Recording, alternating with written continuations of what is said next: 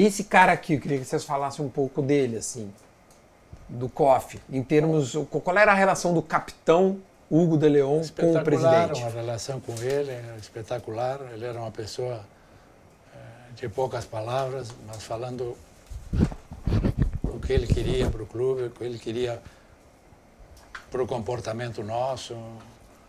Foi um relacionamento espetacular, porque em nenhum momento ele nos deixou, sempre nos acompanhou, estava no dia a dia com ele, com todos os seus diretores, mas ele era de uma capacidade de, em poucas palavras, te convencer do que ele queria, e depois a gente fazia a nossa parte, não é? Mas ele marcou, na verdade, é dos presidentes que marcou época no Grêmio, não só por ganhar, sino pelo jeito como ele conduziu o Grêmio. Eu acho de lidar com... Exatamente. E era um cara próximo ao grupo. Próximo ao grupo, e o jeito como ele gerenciou o Grêmio, como é que ele gerenciou as vaidades em todas as áreas que um clube como o Grêmio tem. E ele, com muita humildade, era o que levava o barco na frente. Então foi uma pessoa muito especial para todos nós. Para mim foi uma importância muito grande, entendeu? Porque o Dr. Fábio Koff, entendeu? Eu sempre chamava até ele de padrinho, porque não é que foi padrinho do meu casamento, mas e sim porque realmente havia uma relação, e ele sempre me falava que um dia ia me tornar titular, e foi importante quando me firmei do lado do Hugo de Leão, sabe? Sempre toda a capacidade dele em todos os sentidos, né? O dia a dia, entendeu? A experiência, juntamente com os demais, né? Com o Dr. Alberto Galia, enfim, outros que estavam junto com ele também foram... O Galia era o vice-futebol. Vice-futebol. Assim, né? Mas a importância dele, a nível da Conmebol, enfim, a relação que ele tinha, capacidade também, extra-campo, de estar sempre atento a todas as movimentações, né? Porque nós no campo tínhamos que fazer de tudo, mas ele também, fora do campo, também foi muito importante por vários fatores.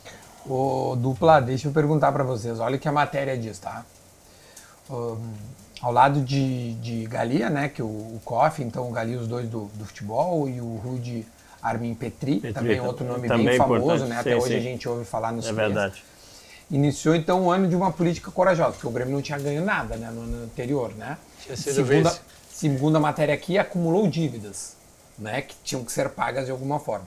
Então eles foram corajosos, porque venderam craques como Batista, Paulo Isidoro, Leão, e ainda emprestou o discutido Baltazar, que tinha feito o gol de título, né, brasileiro. Em 81, sim. E aí contratou nomes modestos, como Osvaldo, Caio, Mazzaropi, Robson, Lambari, mas em contrapeso veio o craque Tita. Com todo o futebol, óbvio que ele seria até o sucessor do Zico na época, né? Falava que o Tita poderia Perfeitamente. ter, né, o sucessor. Como é que foi essa virada de ano, meu? Lendo aqui, imagino que passe uma memória, né? Vocês, dessa pré-temporada para começar 83, o grupo se modifica, como é que era a expectativa para 83? Quando a gente fala de pessoas importantes, a pessoa mais importante que a gente tinha do nosso lado era Antônio Carlos Verardi.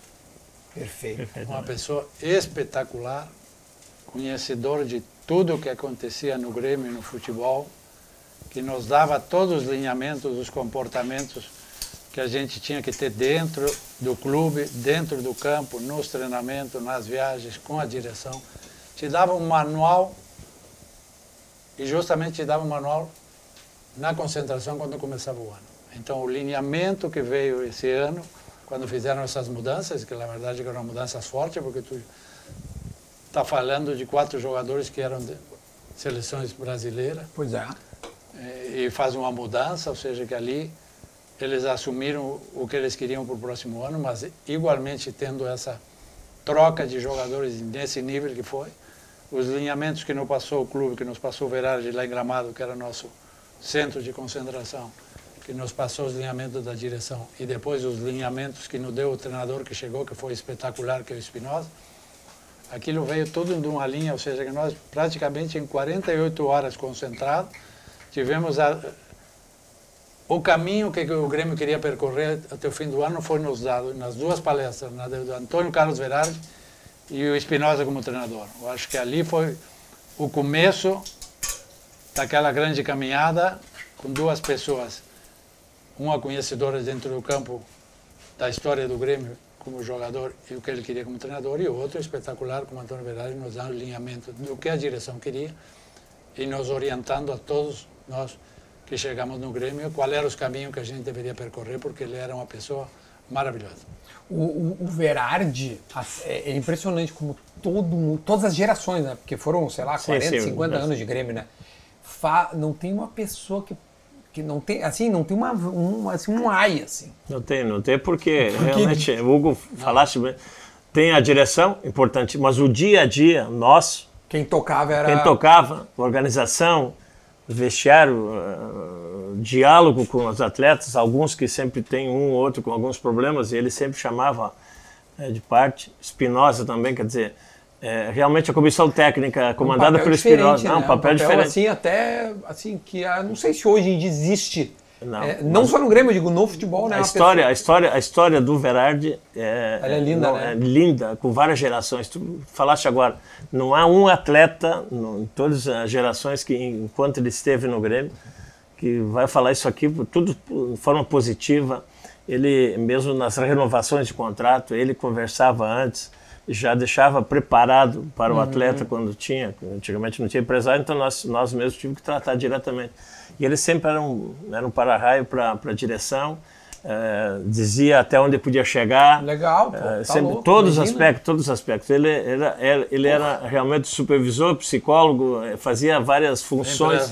Empresário, tudo. Não, e eu acho que até fazia o meio-campo pensando também no jogador, né? Não só no clube. Óbvio que ele queria o bem do Grêmio, mas ele, cara, aqui nós vamos ter que melhorar um pouco aqui, né? Acho que fazia esse balanço. Por isso que vocês respeitavam e gostavam tanto. E mesmo momentos nossos... E ele sabia muito de futebol. Muito. Assistir futebol com ele, ver o que ele quietinho com a família, dentro das cadeiras que ele assistia, escutar ao lado dele o que estava acontecendo e as coisas, ele sabia muito de futebol. Sabia muito. E mesmo as funções, né, Hugo? Muitas vezes um jogador que tinha que sair do Grêmio, não é fácil, né? Ele tinha essa capacidade para que o atleta estava saindo, terminando o vínculo de uma forma ou de outra, ele tinha essa capacidade para o atleta também sair de uma forma boa, pela porta da frente. Pela porta da frente. Então, toda essa capacidade que nós realmente temos que lembrar da importância do Que ano, velho, que ano incrível. Eu tô passando aqui, a gente vai chegar no Mundial, que é a razão